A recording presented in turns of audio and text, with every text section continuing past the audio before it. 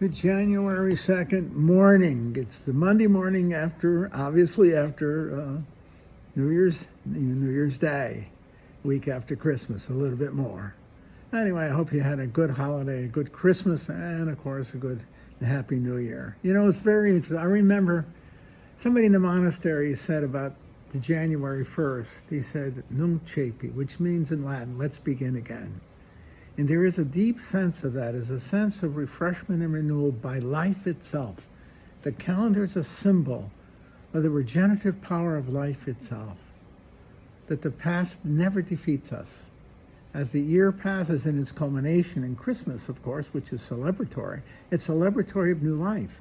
January 1st is the calendar representation of that we have a new life, and that we are called not to the past, but to the future, to the adventure. And I think of it as an adventure of life itself, right?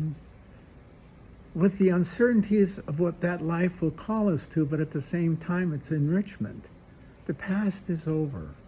It can enrich us by its wisdom, what we learned from the past. He who forgets the past was condemned to repeat it. Somebody smarter than I said that a long time ago. But anyone who worships the past condemns themselves to the past, the good old days. There is no such thing as good old days. I remember one time somebody said, these monastery one-liners, they were priceless. Somebody said something about the good old days. And one of the old monks said, the good old days are the ones you're living in, meaning now, because it's the refreshment of life itself. And that's the Nunc Cepi. Now we begin again. You see, in some senses, New Year's Day and New Year, the beginning of the new calendar year, is a symbol of the refreshment of daily life itself. Every day is an adventure into what today and tomorrow hold in the light of what was before us. We transcend, but we don't leave our past. Our past is part of us. It's our narrative.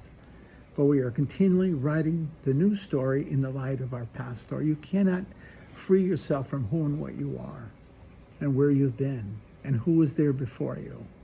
You see? Your parents, your relatives. I think of that fiercely at this time of year at Christmas, especially when I remember the dinners at home at Christmas time.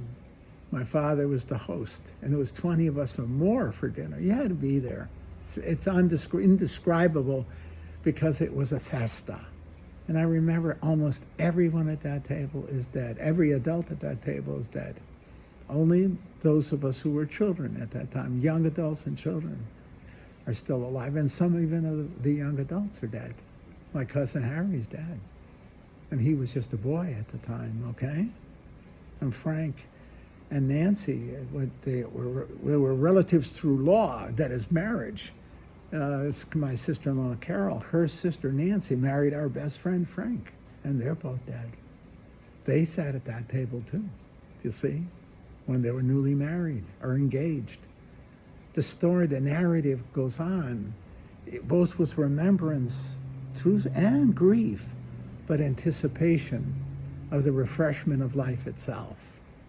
And that's the truth. I'm 80 years old, 81, going on 82, and I still feel the refreshment of life. Not in the sense that there is a great adventure professionally in the future. Somebody asked me that recently. I'm washed up. But I still love the day, and I love life. I'm my father's son. I love life. And I love the adventure that's within it. And it seems to me that is preeminently Christian. Christ doesn't call us to repeat the past. You'll see that in John's readings. That's all this week, okay? And the call of the discipleships. He never calls the disciples to go backwards. He just says, follow me. And in every instance, they courageously followed him into tomorrow, you see? And into the repetition of in a sense, the replication of his life, because they all die martyrs except John. He lives to be an old man. And in so doing, he tells the fullest and the richest of the story. You see? He understood what the blood and the water was that came from the side of Christ. It was the church and the Eucharist, baptism, the life of the church. He understood that because he lived it. And he saw the martyrdom, the sharing in both the Eucharist and in martyrdom. It's life. It's the life of the church. It's the life of the community. It's beautiful. It's stunningly beautiful, I think. See, I feel that very strongly as I come towards the end of my life, that I was called. Don't ask me how or why, just the voice of a seminary, what do you call it? He was a camp director. Camp director said, you ought to be a priest. If he kept his mouth shut, I'd have been happily married or miserably married or something. But just stuck that in my head, and I was only in the 8th grade, and I couldn't shake it for the love of God or money. I didn't want to be a priest. I wanted to have girlfriends. What are you kidding me? I was born chasing girls. My mother told me that you'll never make it. She says, you love girls. And he was right. She was right. But I felt called. And that calling was so powerful in its own way as it evolved in an adventure that I never expected. I thought I'd be a diocesan priest, and that was the end of it. And made a retreat right now, right in December, just before New Year's, with my brother at the Passionist Monastery. I told you that story already. Well, the last thing I wanted was to be a religious, let alone a Passionist, with all that rigor and all that austerity. And within 2 hours of the monastery, I asked Father Joe Leo, what order is this? And he said, the Passionists. I said, I'll join you. I felt called, in a sense, to the powerful masculinity of that order. These were the tough guys. So if you're going to do it, let's get it on. It's just the truth. That was me. I was 17 years old. And it's been an adventure ever since, a colossal adventure, beyond my wildest imagination. Who would have ever thought in 1971 when I drove out here to get a degree in philosophy so I could go back to New York and teach in our monastery that I'd be out here 51 years later? Tempo cambia. The circumstances changed. The times changed. And the leadership of the order gave me a free rein that they rarely gave anyone else. Father Flav, who was the provincial, and Norb Dorsey was the first consultor. And Norb said to me, go out and get a job, anywhere you can find one. What an adventure. They never did that in the past. It's like the calling of the apostles by Christ. He didn't tell them what we were going to do. He just said, follow me. And in a sense, I followed the order, and the order said, go do it your way, like Frank Sinatra was saying, my way, just like that. And I think in the end, I thought, when I die and I face Paul de Cross, who formed the order, who's the founder of the order, he's going to say to me, did you live the Passionist life?